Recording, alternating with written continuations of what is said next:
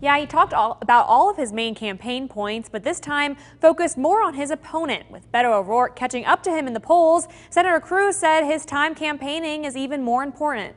Packed room to see Senator Ted Cruz. This is the second time he's been to Lubbock in just 2 weeks. This days after the most recent polls show his opponent, Beto O'Rourke, is just a few points behind. Senator Cruz says he's not worried. The good news is that this is still the state of Texas, and there are an awful lot more conservatives in Texas than there are liberals. Our task is simple. We've got to turn out the freedom-loving Texans, the conservatives in Texas. If we come out and vote our values, we're going to have a very, very good election in November. No protesters outside this time, but one person was escorted out after asking a question and interrupting the senator many times. Hey, at the sir, I'm not going to debate you. I'm answering your question. Get out!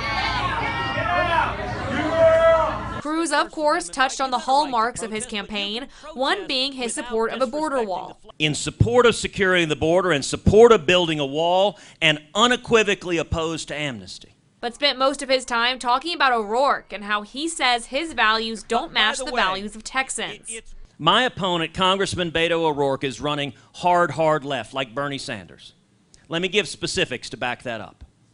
On taxes, he voted against the tax cut, and he wants to raise your taxes. He's the only Democratic Senate nominee in the country who has explicitly come out for impeaching President Trump. He actually doesn't say a ground. It's a ground that is the ground of the howling and angry left, which is they hate Trump.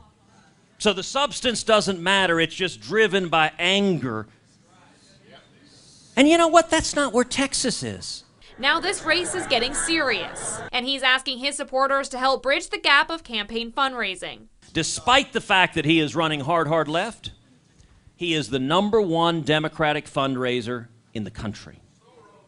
And he is outraising our campaign dramatically.